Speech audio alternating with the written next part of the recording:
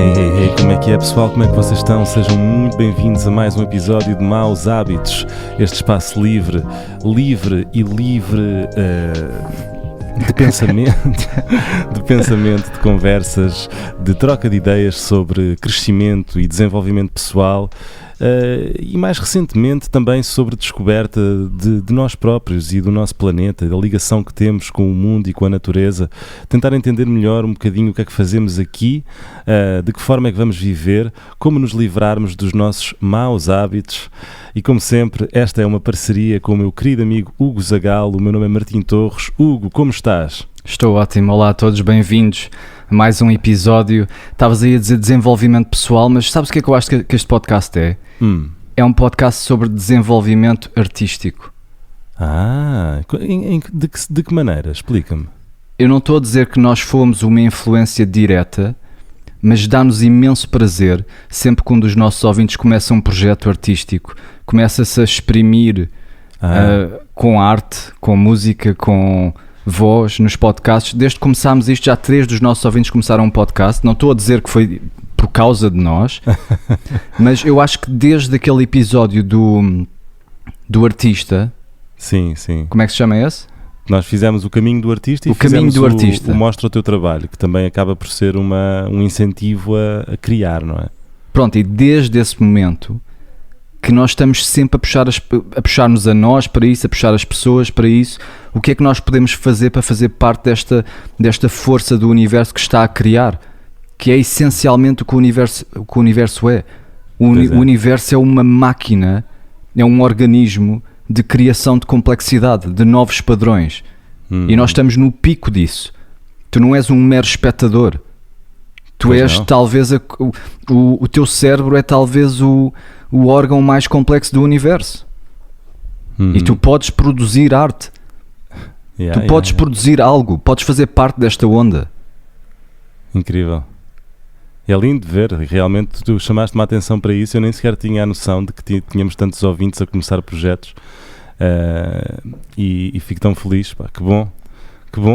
E projetos lindos, viste aquele, houve um... Sim, aquele que tu me mandaste. Sim, um autêntico poeta.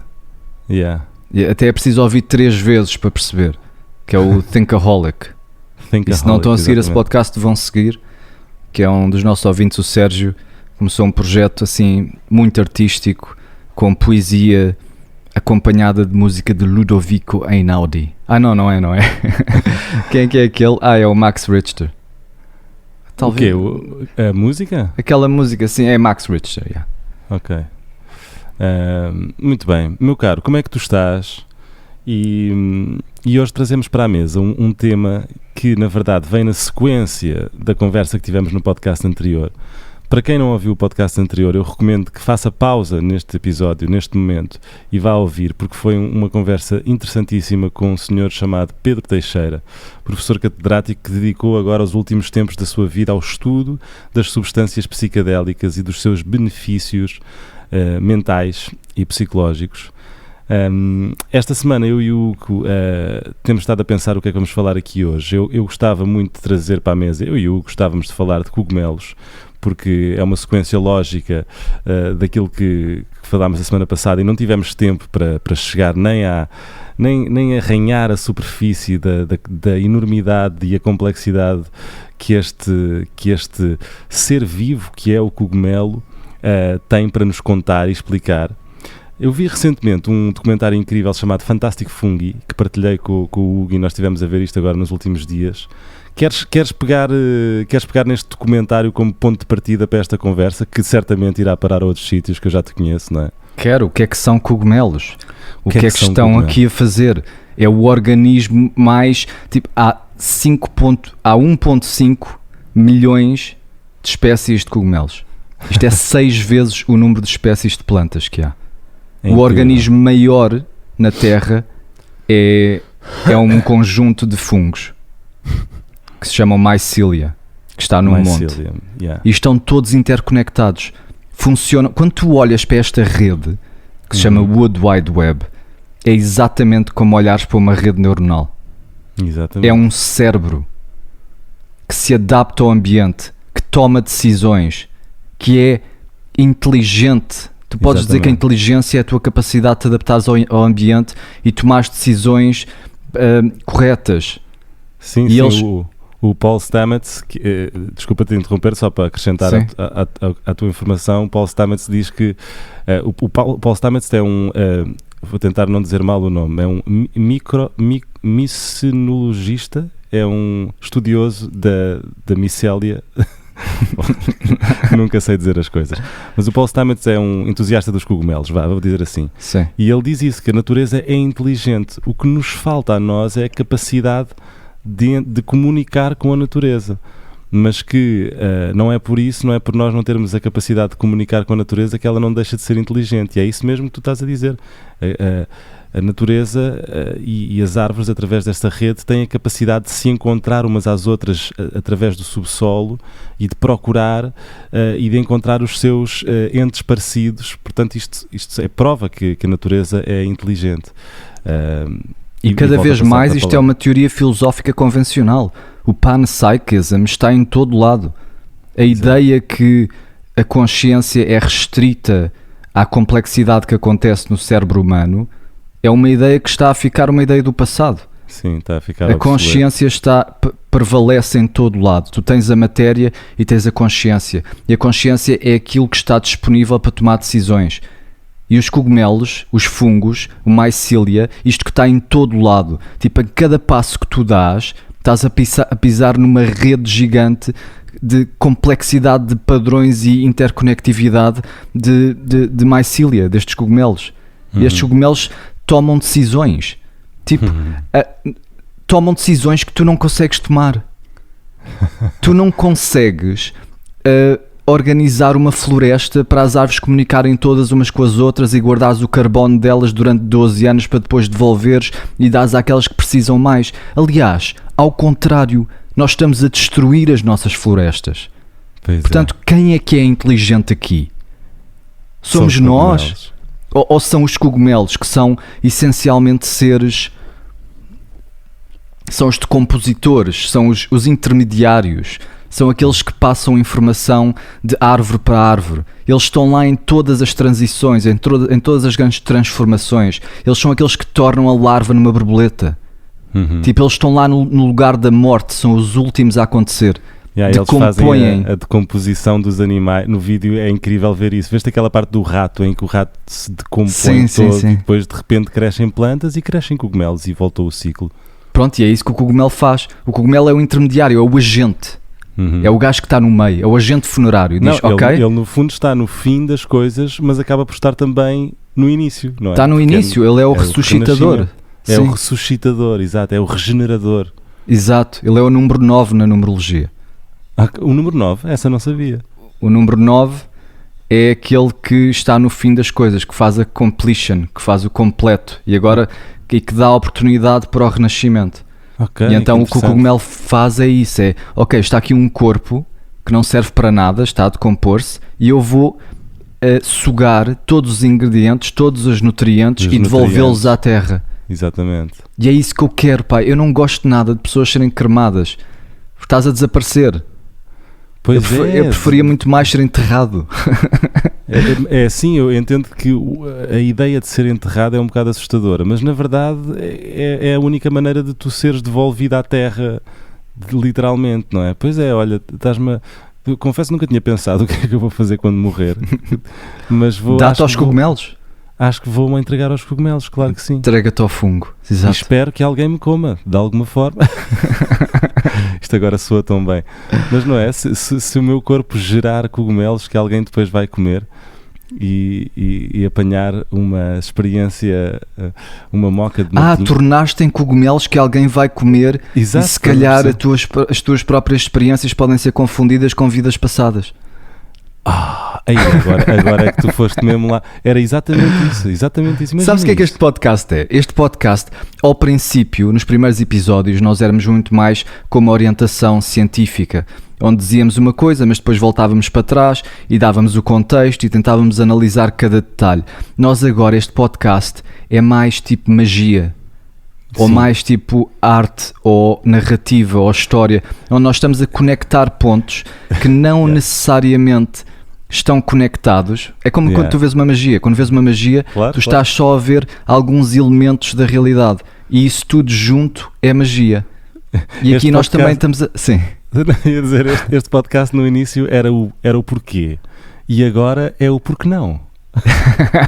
Exatamente. Não é? Exato, agora nós estamos tipo, olha isto, isto é parecido com isto, vamos conectar os dois, ver o que é que acontece. Olha, pá, uma fada. Uma fada. Uma fada. E isto é mais parecido com a tua experiência subjetiva. A tua experiência do mundo é uma experiência de semi-divina, semi-cósmica, completamente mágica. Pois é, que é mesmo. Pá. Inexplicável e é isto que nós estamos a fazer com este podcast. Sim. Não nos vamos preocupar muito com o detalhe, vamos só conectar ideias e ver o que é que acontece. Vamos dar pinceladas. Que quanto mais fundo vamos, mais entendemos o quão distante estamos de facto de entender a vida, não é? Mas é isso que nos fascina também um bocadinho, não é? Ao mesmo tempo. Sim, tipo, aquelas conversas. Lembras-te daquelas conversas que tínhamos quando éramos mais novos? A olhar para as estrelas, a dizer tipo, e se isto for tudo uma coisa gigante que é uma célula dentro de alguém? Tipo, esse tipo de pensamentos que não são prováveis. A ciência não consegue tocar aí. Exato. É disso que nós gostamos de falar. Pois é, porque há algo para lá da ciência, não é? É o que tu dizes, é a magia. Há algo de mágico nesta experiência que é a vida. É um mistério. Não há uma maneira de explicar. Sim. Mesmo que tu expliques, não sabes porquê. Mesmo que eles venham a explicar o que é a consciência, não consegues explicar porquê. Porquê é que ela existe? Sim. Sim, é como porquê que há ver vida? Este filme dos cogumelos, tu consegues dizer, sim, os cogumelos fazem esta rede, mas porquê? Mas como? Exato. Mas com que propósito? E os cogumelos vêm fazer isso. São os intermediários que passam a informação. E aliás, estas redes debaixo da terra de mycelium funcionam como o cérebro. Funcionam com impulsos elétricos. É como se o teu cérebro funciona assim, impulsos elétricos de neurónio para neurónio e depois isso torna-se num impulso químico ou numa mensagem química, e os cogumelos funcionam assim também e conseguem resolver problemas que tu não consegues, pá. Tu estás aqui num ecossistema que estás a destruir porque julgas que és muito inteligente, mas não és inteligente implicitamente, porque nós nos separamos do corpo. Nós estamos obcecados com o pensamento, obcecados com a abstração e achamos que somos muito mais inteligentes que os animais e que as plantas. Mas na realidade tu consegues salvar uma floresta? Não sei se consegues. Estás a cortá-la para fazer folhas. Para escrever coisas. Para escrever coisas. Para escrever como salvar uma floresta. Pronto, e os cogumelos foram os primeiros a erguerem-se da água e a virem para a terra, setting the stage. Sim, e dominaram o mundo depois dos meteoritos. Porque quando o meteorito dizimou o planeta na altura dos dinossauros, o céu ficou coberto de um pó que não deixava passar o sol. E só nessa altura não havia plantas, não havia animais, não havia nada, só havia fungos. Que depois deram lugar eventualmente a plantas outra vez e a isso tudo. Mas houve ali uma temporada em que a Terra foi completamente repovoada pelos fungos, pelos cogumelos. E eles não querem chamar a atenção. Isso é outra coisa que o documentário diz que é interessante, que é as plantas e as flores e as frutas querem chamar a atenção dos animais. Olha aqui este tomate, está bem vermelhinho, anda cá a buscá-lo. Os cogumelos estão-se a cagar, toma lá, cresce. Tipo, não, e escondem-se, e muitas vezes escondem-se, estão escondidos. Não sabes onde é que eles estão, às vezes tens que mesmo descobri-los. E estão em todo lado, estão no ar.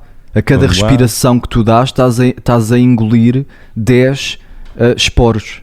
É, exatamente. Tipo, quando tu deixas morangos, imagina que deixas morangos à solta, para eles apodrecerem, os fungos vão lá ter, da onde? Estão em todo lado. Do ar, aparecem.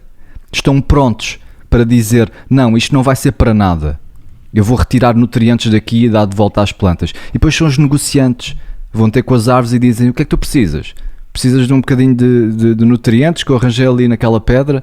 Ok, dá-me o teu carbono que eu não consigo fazer fotossíntese. E são os mensageiros, estás a ver? E nesta ideia dos psicadélicos, eles também são mensageiros.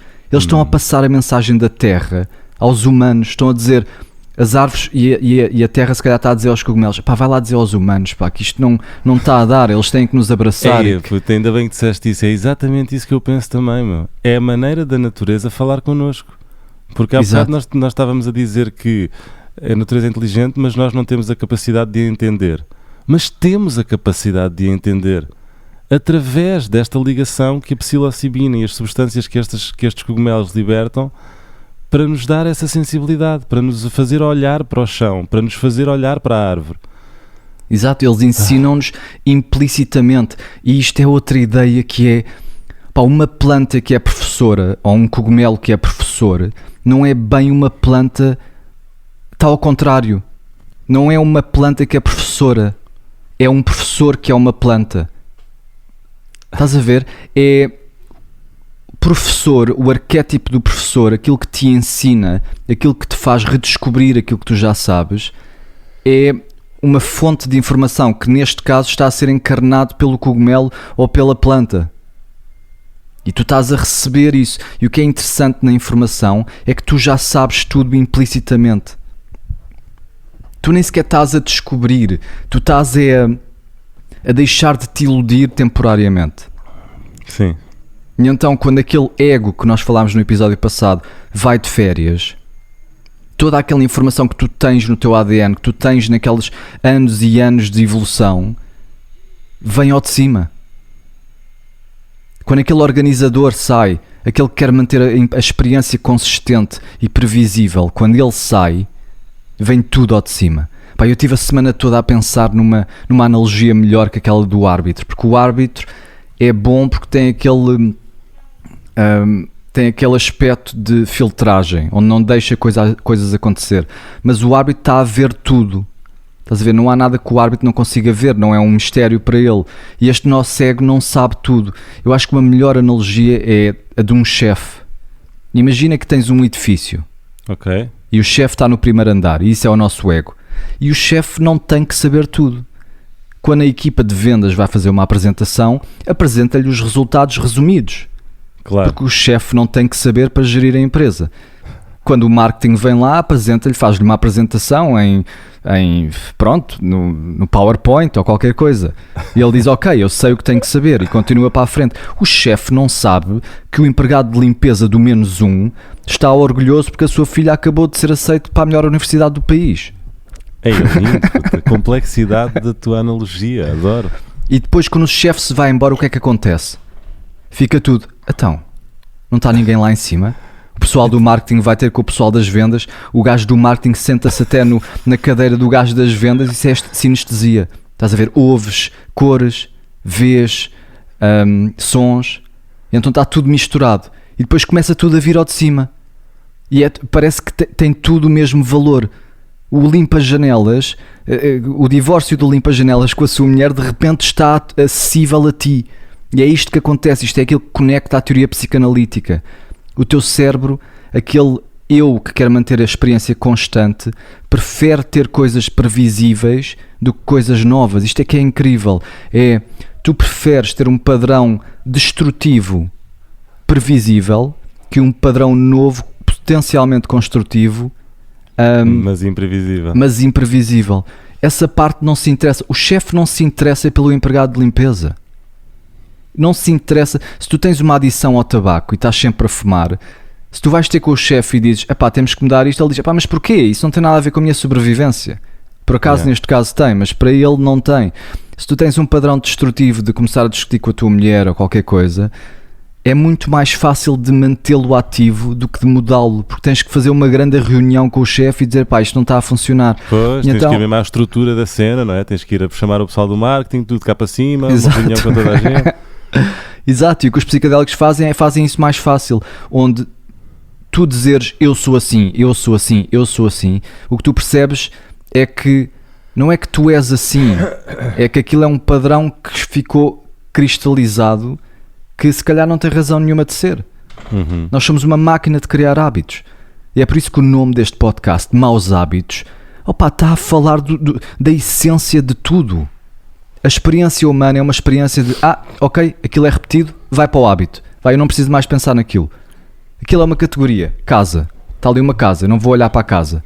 Estou a ouvir falar e a pensar que uma boa solução, se calhar, para isto, para não ser só tomar psicodélicos, será essa pergunta, fazer essa pergunta a nós próprios, tipo, o que é que na minha vida agora é um hábito, ou o que é uma decisão que eu estou a tomar livremente neste momento, sem estar baseado nas coisas que tenho feito nas últimas semanas, nos últimos meses, nos últimos anos, não é? Sim, tens que é um momento de paragem, e é por isso que ajuda a ir ao psicólogo e fazer tudo explícito e escrever. Sim, a forma como nos alimentamos, as decisões que tomamos hoje, tipo, olha, eu não queria entrar nesta cena. Força, vai para o veganismo, vai. Vou roçar este assunto, mas eu sinto que há aqui... Eu já tinha sido vegan há uns anos atrás, depois parei, voltei a comer carne porque estava um bocadinho tipo, não, mas carne é da nossa cultura, da coisa, não, nós temos cérebros, então caçamos os animais, então está tudo certo. Mas não está tudo certo, meu. E acho que é importante as pessoas que comem carne, pelo menos, olharem para... romperem aquela carapaça do, não, os meus antepassados fizeram isto, é da minha cultura, faz parte, toda a gente faz... E tentar entender um bocadinho o que é que implica as pessoas comerem carne e o que é que de facto há de beneficial para o nosso corpo e se há ou não uma alternativa que seja igual para não comer carne, porque eu acho que o que as pessoas não entendem, eu não entendo, não vou falar das pessoas, vou falar de mim próprio. As coisas que eu não entendia é que era só falta de informação. Agora que eu tenho acesso, hoje em dia temos acesso a toda a informação.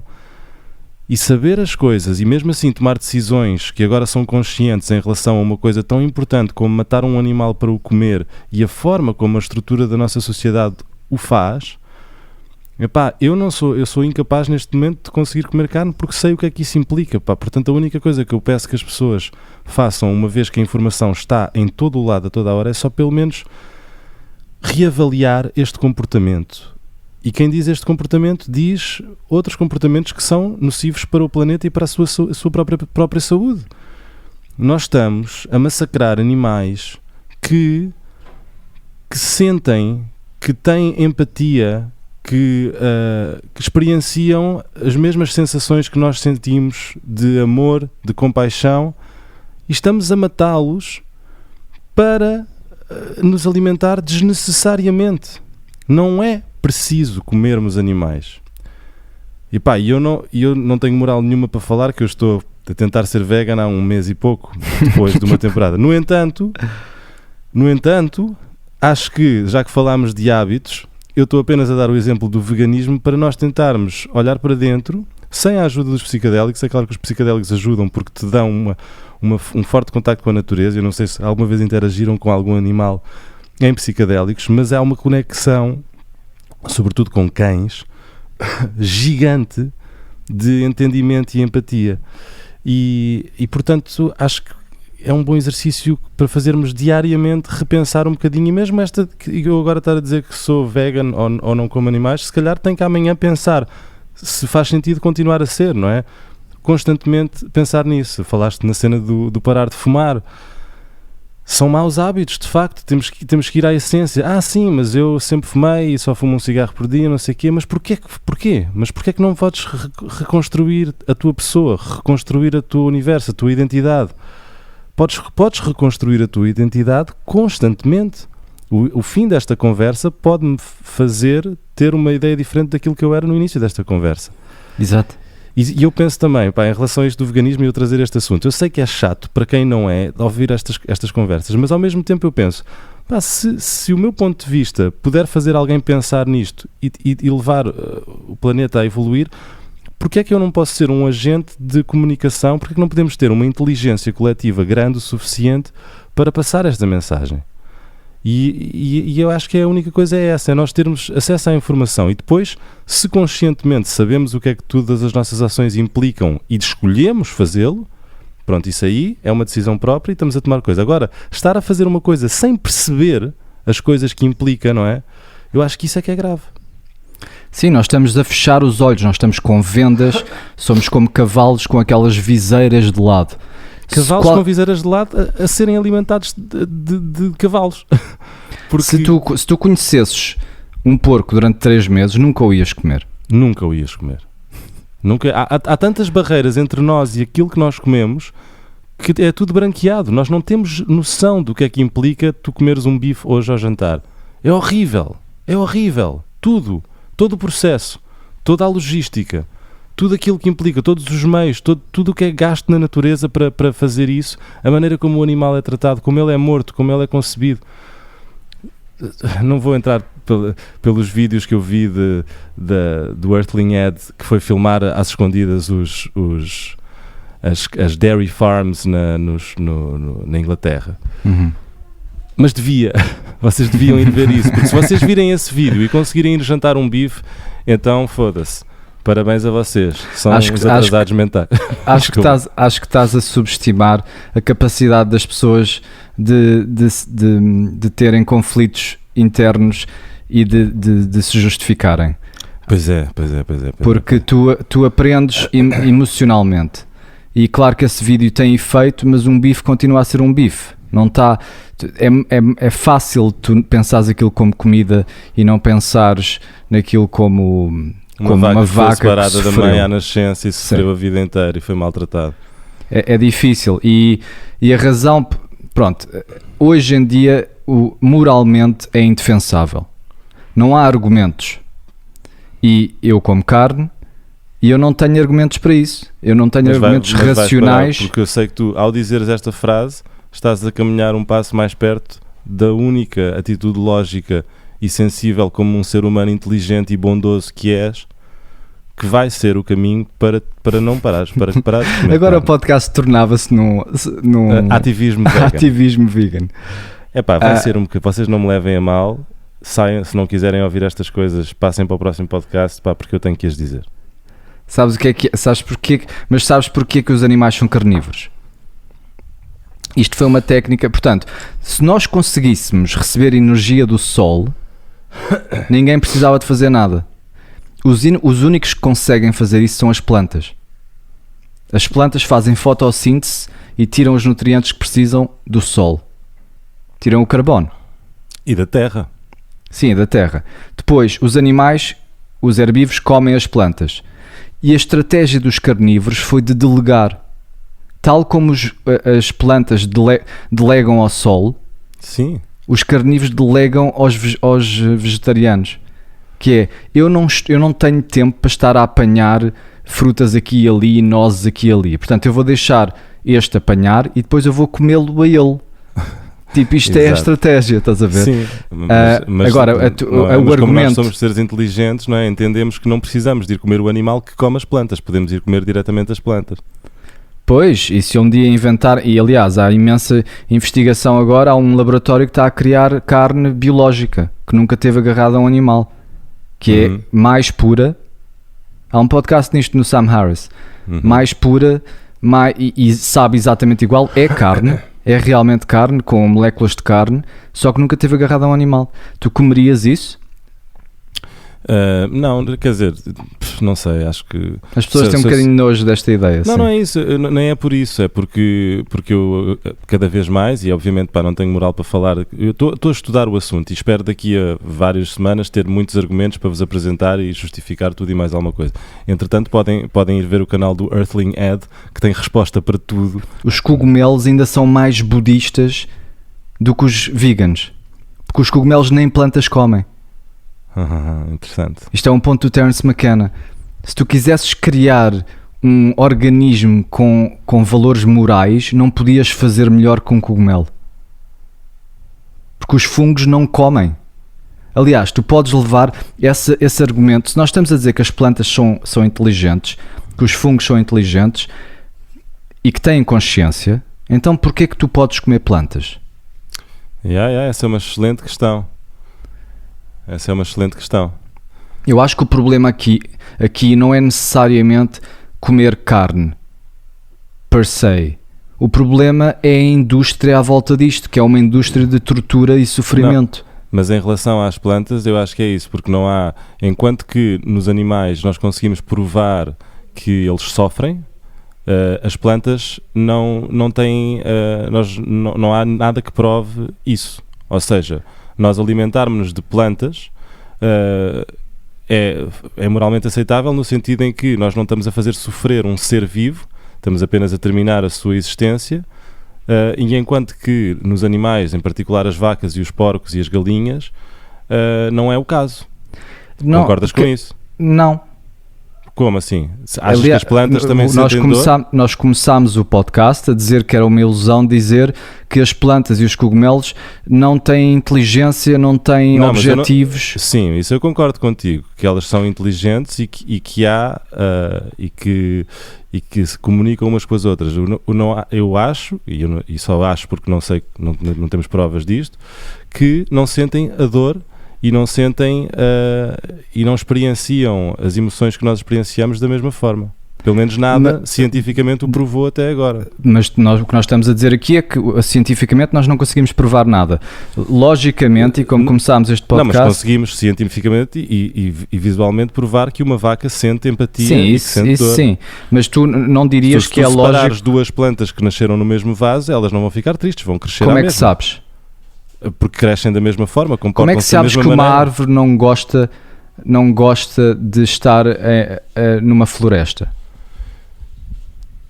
Eu diria porque se comporta exatamente da mesma forma. Mas lá está. Mas depende da perspectiva, não é? Porque tu também podias dizer que uma vaca se comporta, está lá, está viva, está a crescer. Tipo...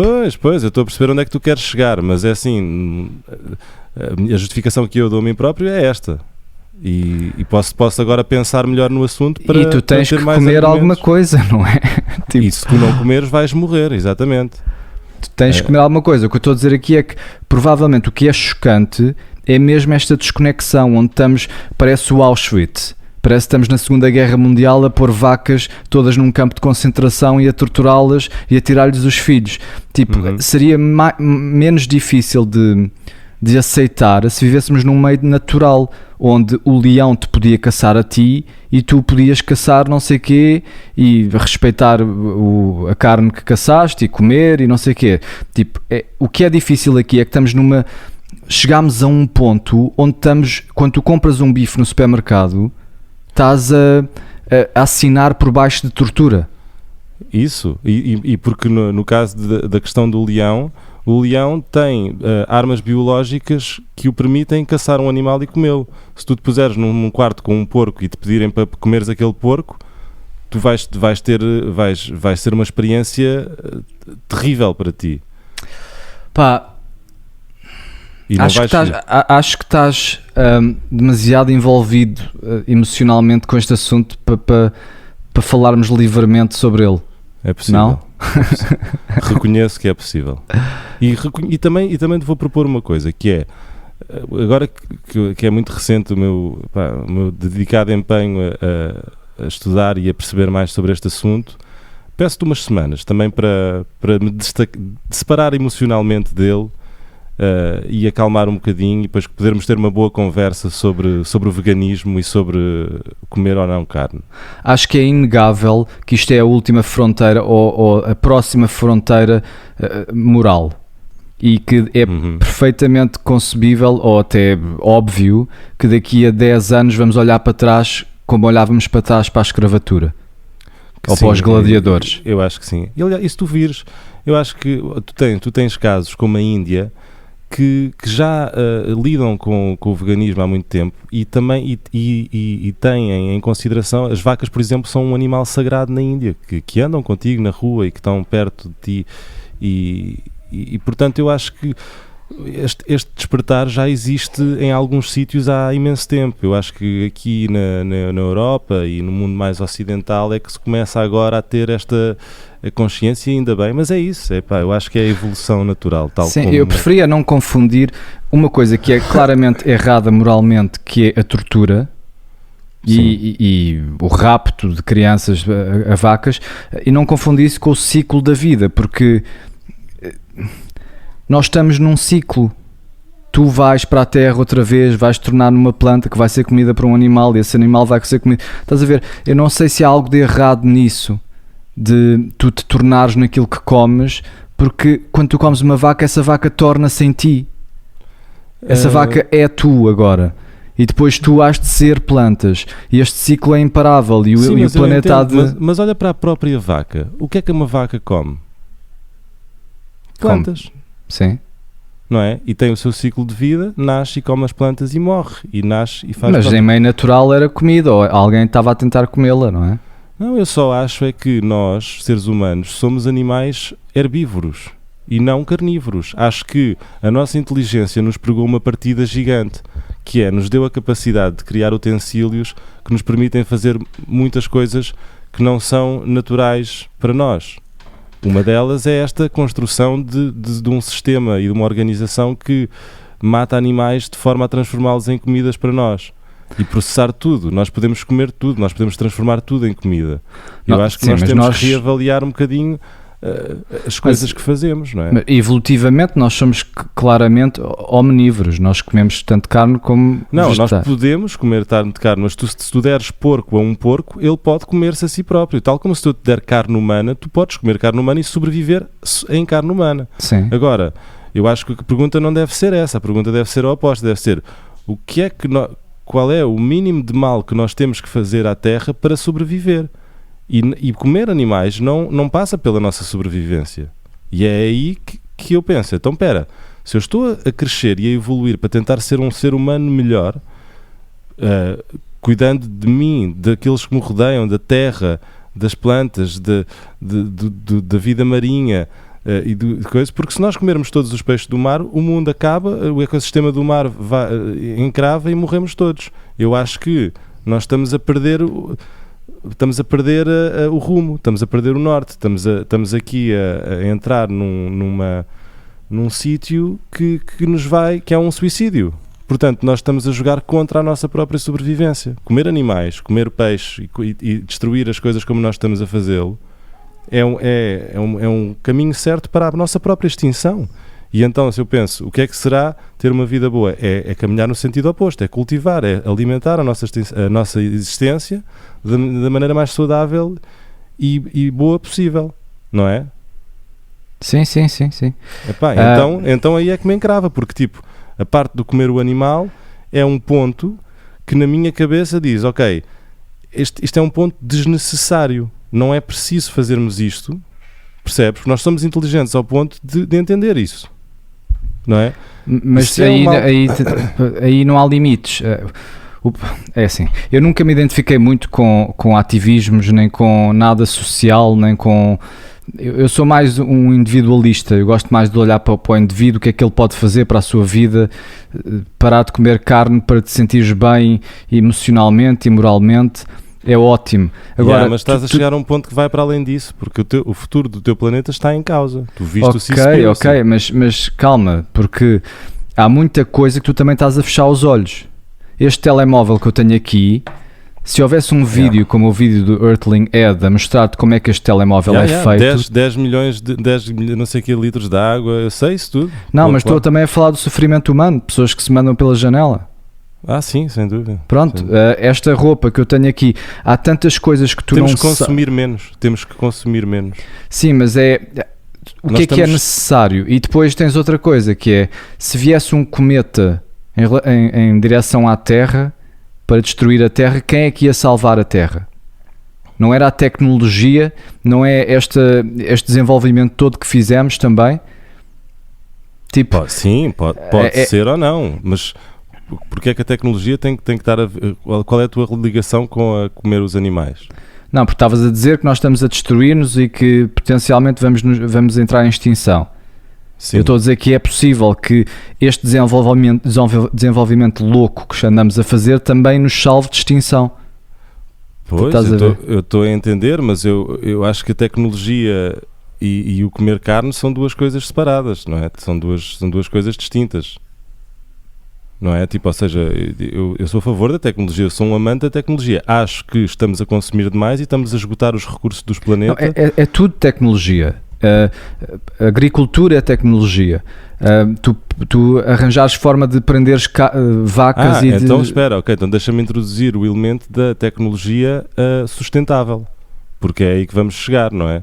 Nós temos que chegar ao ponto de encontrar o equilíbrio entre a tecnologia, não é? E Quando é que este podcast está a ir? Não sei, estou a adorar esta conversa. Eu acho que, para mim, o que me choca é a tortura. É a tortura e e a escala a que isto está a acontecer. Não me choca uma pessoa ir com o seu barquinho de pesca e pescar peixe. O que me choca é aqueles que viste, como não viste naquele documentário, mas o problema tipo, é que não existe máquinas de tortura e de carnificina. E de matar golfinhos só para os golfinhos não irem comer o peixe. Pronto, e o que eu não gosto é de confundir os dois. Tipo, é que quando tu entras nessa onda de vegan e de vegetarianismo, é muito evangélico, possui-te completamente, e então é tudo mau. Eu não sei porque é que é mau comer um animal se o apanhas no meio da selva. Tipo, mas tu apanhas o teu animal. Sim, mas eu... não, eu sei, eu queria-te separar os dois. Tipo, mas eu até posso entender esse teu argumento, que é um argumento lógico. Apesar de não pensar da mesma forma, porque de facto tu não vais buscar o teu animal à natureza. Não vais. Talvez na pré-história os homens fizessem isso e fossem lá caçá-lo, mas desde há quanto tempo é que isso não acontece, não é? Portanto, essa ideia do barquinho de pesca não existe. Tu não vais comer um peixe pescado por um barquinho de pesca. Nunca. A não ser que vais pescar então, o teu peixe. Então, mas é isso. Então, mas isso é mais específico. Não é? O problema é a indústria de pesca. Não é necessariamente comer o peixe. Sim, o problema é a indústria de pesca, mas eu pessoalmente... gosto de pensar na ideia que posso sobreviver sem ter que matar animais, e mesmo que ele seja só um peixinho que eu fui pescar ou coisa, não gosto dessa ideia. Eu percebo, mas também podes sobreviver sem essa casa, podes ir viver para uma tenda e não contribuir nada para... Adorava viver numa tenda. Não precisas de um telemóvel, por exemplo. Adorava não ter que usar telemóvel. Mas tu não tens que... Olha, um exemplo, o telemóvel que eu tenho neste momento... é um iPhone 8 e não é um 11, portanto não me digas nada. Desculpa, isto realmente eu não sei. Não, mas é isso, é que eu gosto dessas ideias, mas quando têm emoção por trás, para mim ofuscam tudo. Já não dá para falar sobre o assunto. Sim, é como quando uma pessoa é muito religiosa e acredita mesmo naquilo e está-te a tentar converter. Eu adoro falar sobre religião e sobre a natureza consciente do universo, mas quando tu estás tão emocionalmente apegado à ideia, dogmaticamente, onde não podes ceder em sítios e tentar chegar a uma conclusão, aí é que é difícil. Pois, eu entendo o que tu estás a dizer. Mas resumidamente... eu ainda estou emocionalmente... Estou de facto muito emocionalmente ligado a este tópico. E é natural, porque quem vê aquele vídeo de vacas a serem arrastadas e torturadas, fica emocionalmente conectado. Se calhar inconscientemente eu estou assim tão revoltado porque estou chateado comigo próprio, porque eu já tive isto há uns 5 anos atrás e parei e fui vegan durante quase um ano inteiro e voltei a comer carne, e no fundo agora eu se calhar estou chateado mais comigo próprio do que com o resto do mundo, e por isso é que tu me vês tão exaltado com este tópico. Mas não sei, olha, espero que pelo menos tenha posto alguém a pensar sobre este assunto. E o teu argumento do barco de pesca, se temos que comer ou não os animais, eu penso muito sobre isso, porque de facto pessoas podem caçar animais. Eu posso ir contigo para a floresta e atacarmos um veado, matá-lo e comê-lo, atacarmos, só que não fazemos isso. Só que nós vamos comer uma carne que foi feita de uma maneira terrível, e é assim que funciona. E não há... é muito, muito excepcional o caso hoje em dia das pessoas que vão com o seu barquinho de pesca buscar um peixe e comê-lo. E é isso. Pois. Voltamos aos cogumelos? Bora voltar aos cogumelos, que eu acho que também é isso que os cogumelos conseguem fazer. Os cogumelos dão-te perspectiva. É como se, outra boa analogia, sabes aquelas peças de arte que tens, de uma perspectiva muito específica, tu vês o que parece ser uma construção de alguma coisa. Sim. Sabes aquelas peças de arte que são construídas por vários elementos, que se tu vês de uma perspectiva específica parece uma coisa, mas quando rodas à volta vês que é uma conjunção de elementos. Claro. E é isto muito que os psicodélicos te fazem, será que tu estás a comer carne só por hábito? Já pensaste nisto? Consegues olhar isto de outra perspectiva e ver se isto é uma coisa que tu gostavas de mudar? E é inegável que tem uma influência enorme na tua psicologia tomares uma decisão que tu consideras moral. Sem dúvida. Porque nós somos seres morais. E quando tu tiras os óculos da ilusão e olhas para uma coisa e dizes, não, espera, isto não está correto e eu vou mudar, isso psicologicamente, individualmente, dá-te um poder enorme. É a mesma coisa que tu decidis, eu não vou mentir, sem benefício nenhum, e onde tu estás a ver que tomaste uma decisão moral e que conseguiste cumpri-la. É isso. Pois, porque quem diz carne ao parar de mentir diz relacionar-se com um certo tipo de pessoas, a maneira como consome, não é? Tipo, repensar um bocadinho tudo, e é sem dúvida isso. É parar e olhar para os padrões repetitivos, preditivos que tu construíste, para os teus maus hábitos. Olha para eles, sem emoção e diz, é esta a pessoa que eu quero ser? Eu quero ser uma pessoa que acha que é imoral que as vacas sejam torturadas e, por outro lado, vá indiscriminadamente comprar carne ao supermercado. Eu quero ser esta pessoa, estou disposto a iludir-me em relação a isto. Eu estou disposto a iludir-me em relação ao iPhone. O iPhone dá-me tanto prazer e facilidade que eu estou disposto a não saber de onde ele vem. Quantos chineses é que se mandaram janela fora por más condições de trabalho? Eu estou disposto a isto, se calhar estás. E nós temos que viver sempre com alguma ilusão. Senão não chegas a lado nenhum. Agora, um último ponto que eu te queria falar, que é, se tu fores procurar qualquer tema e puseres Alan Watts e depois a palavra, opá, o homem é brilhante. Ele tem resposta para tudo. Ele tem algo para dizer que eu já ouvi. Isso é que é estranho. Tudo o que ele disse eu já ouvi, mas sempre que volto com uma nova abordagem, com uma nova perspectiva, quando estou a preparar um podcast, ele diz-me a mesma coisa, mas soa diferente. Pois, porque a tua perspectiva está um bocado mais alterada. Pronto, o que será que ele diz sobre o comer carne e o veganismo? Nunca procurei. Opá, eu diria que o Alan Watts é a pessoa menos dogmática do mundo e para ele o humano não é nada. Tu não és nada. Tipo, ele vê as coisas muito mais generalizadas, muito mais cosmicamente. Eu não acredito, claro que ele ia ter coisas contra a tortura, mas eu não acredito que ele tivesse alguma coisa contra o ciclo da vida de um animal. Não, de moléculas de células a passarem de um sítio para o outro. Porque na realidade tu és um recipiente para os teus genes. Quem está a fazer mesmo isto são os teus genes, que estão a passar de uma geração para a outra. Estás a ver? Sim. Tu és tipo um recipiente que traz daqui para ali. E também com as ideias é um bocadinho assim. Tu tens uma ideia que te possui e que tu queres convertê-la. Maior do que tu, contra ti. Há pessoas que vão para a selva ou se isolam porque têm que escrever um livro. E o livro é que está a puxar deles, porque o livro vai viver mais do que eles. Estás a ver? Então a ideia do livro é como se fosse os genes a utilizar o indivíduo para transportar essa informação. Pronto, e o que o Watts diz sobre isto dos psicadélicos é que ele estava a falar, porque o Watts é da altura do LSD nos Estados Unidos, onde toda a gente estava a tomar isso. Ele estava a dizer que não tem nada contra LSD, que acha ótimo, mas diz que o que falta na cultura em relação ao LSD é um bocadinho de disciplina, um bocadinho de ritual. Não há uma arte.